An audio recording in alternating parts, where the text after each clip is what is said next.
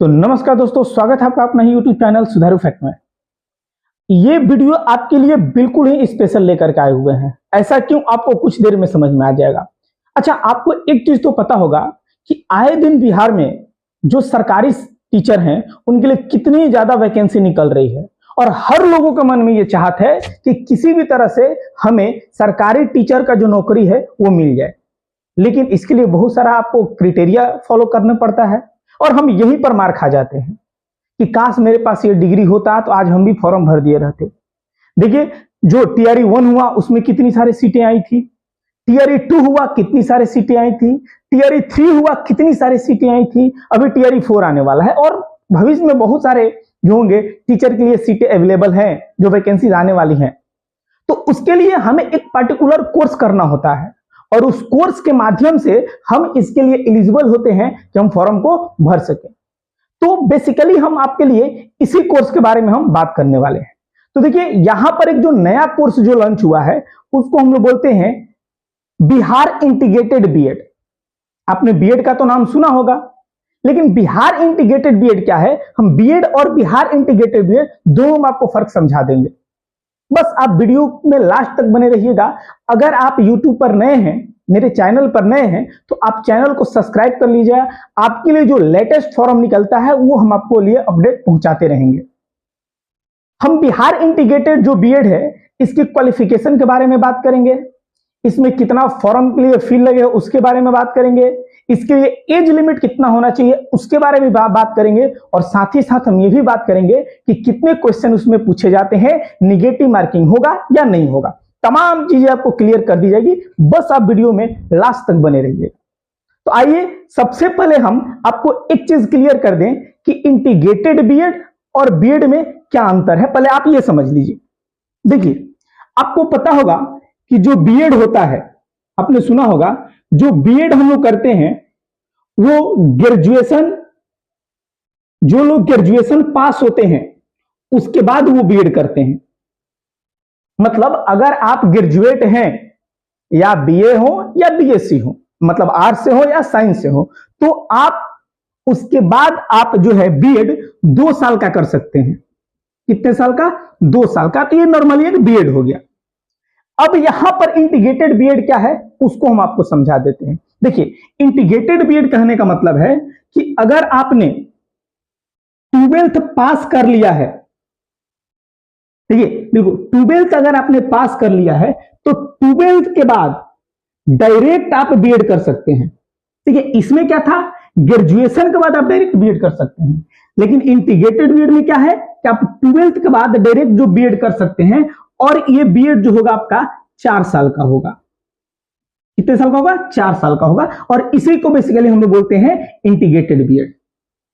बस कुछ नहीं है, जो नॉर्मली बीएड होता था वो ग्रेजुएशन के बाद होता था और जो इंटीग्रेटेड बीएड होगा ये 12th के बाद होगा। मतलब आपने 12th पास किया, आप तुरंत जो है इंटीग्रेटेड बीएड के लिए फॉर्म अप्लाई कर सकते हैं। इसी कोर्स के बारे में हम बात करने वाले हैं। आइए एक एक पॉइंट पर हम बात करते हैं। देखिए, सबसे पहले हम बात कर लें इसके क्वालिफिकेशन को लेकर के। तो इसका क्वालिफिकेशन मैंने अभी आपको बता दिया कि बस 12th आपको पास होना पड़ेगा, वो भी 50% मार्क्स के साथ। चाहे आप बीए हो या पे बीएससी हो, आपको 50% अंक के साथ 12th पास होना होगा। अब कुछ रिजर्व कैटेगरी है तो उनके लिए 45% मार्क्स से 12th पास होना होगा। रिजर्व मतलब जैसे ओबीसी हो गया, ईबीसी हो गया, ईडब्ल्यूएस हो गया, जो पीएच हैंडीकैप्ड वगैरह हो गए, उनके लिए 45% मार्क्स लाना होगा। अभी आप लास्ट तक बने रहिएगा, हम आपको एप्लीकेशन डेट भी बताएंगे कि कब से फॉर्म भरा जाएगा। ठीक, अगर हम एज लिमिट की बात करें कि कितने उम्र तक इस फॉर्म को भर सकते हैं, तो इसके लिए कोई एज लिमिट नहीं है। आप कितने साल के भी हो, आप इस फॉर्म को अप्लाई कर सकते हैं। अब तीसरी बात जो कर ले, इस फॉर्म को भरने के लिए हमें कितना फीस देना होगा। तो देखिए, इसके लिए अगर बात करें तो जनरल को 1000 रुपया, और जो बीसी हो या ईबीसी हो या ईडब्ल्यूएस हो, ठीक है ना, या फीमेल हो, तो उनके लिए 750 रुपया फॉर्म फी जमा करना होगा। ठीक है, अब यहां पर देखिए एक चीज होता है सीईटी, कॉमन एलिजिबिलिटी टेस्ट। ठीक है ना, तो ये जो कॉमन एलिजिबिलिटी टेस्ट होगा जो 4 साल के लिए होगा, मतलब कहें तो ये आपका 4 साल के लिए बीएड होगा।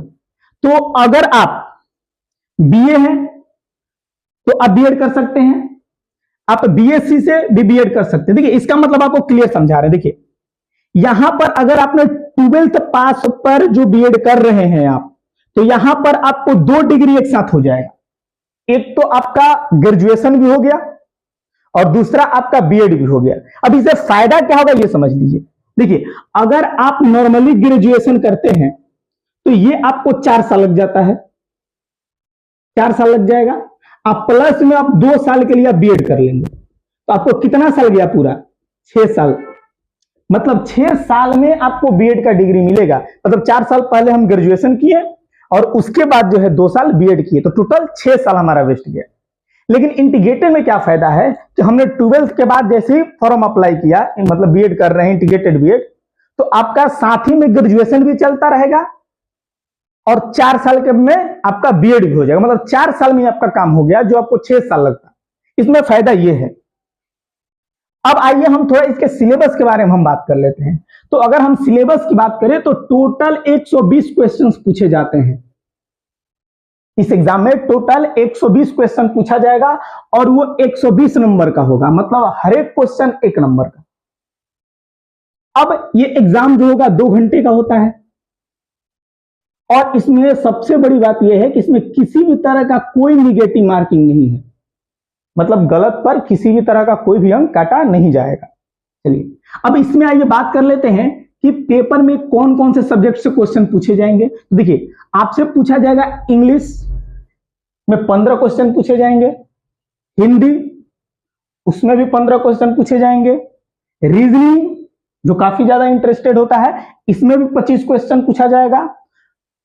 फिर है जीके जीएस मिलाकर के इसमें 40 क्वेश्चन पूछा जाएगा। और एक जो होता है teacher learning environment in school, ये 25 क्वेश्चन पूछा जाएगा।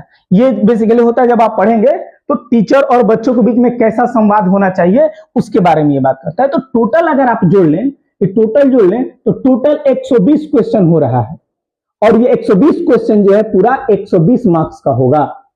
बहुत ही आसान क्वेश्चन पूछा जाता है एकदम 12th लेवल पर। ठीक है, अब यहां पर एक चीज ध्यान रखिए कि जो एग्जाम का जो सेंटर होगा वो 2 ही सिटी में होगा। एक तो आपका होगा दरभंगा में और दूसरा होगा मुजफ्फरपुर में। फिर से ध्यान दीजिए, जो एग्जाम सेंटर है दरभंगा में और मुजफ्फरपुर में। आपको समझ में आ गया होगा कि बिहार इंटीग्रेटेड कोर्स जो 2024 में नया लॉन्च हुआ है इसका क्या मतलब है। आप समझिए कि आपको 12th पास होना होगा 50% अंक के साथ, या रिजर्वेशन में है तो 45% होगा, इसीलिए एज लिमिट कोई नहीं है। ठीक है ना। तो मेरे हिसाब से लग रहा है कि आए दिन बिहार में जो वैकेंसी निकल रही है टीचर के लिए, उसके लिए एकदम बेस्ट अपॉर्चुनिटी है। आप जो 4 साल ग्रेजुएशन करेंगे, 2 साल बीएड करेंगे, 6 साल, तो मेरे हिसाब से ऐसा लग रहा है कि आप डायरेक्ट 12th के बाद बीएड कर लें अगर आपको फ्यूचर में टीचर बनने का शौक है तो ये वीडियो मेरे हिसाब से लग रहा है आपको काफी ज्यादा हेल्पफुल हुआ होगा।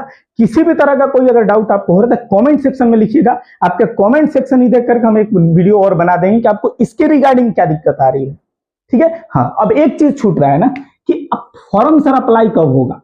तो देखिए इसके लिए अभी तक किसी भी तरह का ऑफिशियल नोटिफिकेशन नहीं है, लेकिन अगस्त के लास्ट वीक में इसका फॉर्म जो होगा भरना चालू कर दिया जाएगा। ठीक है ना। तो इसका जो फॉर्म भरने की जो डेट है वो अगस्त के लास्ट वीक में जो होगा फॉर्म भराने लगेगा। ठीक है। चलिए आज की वीडियो में इतना ही रखते हैं। Thank you so much.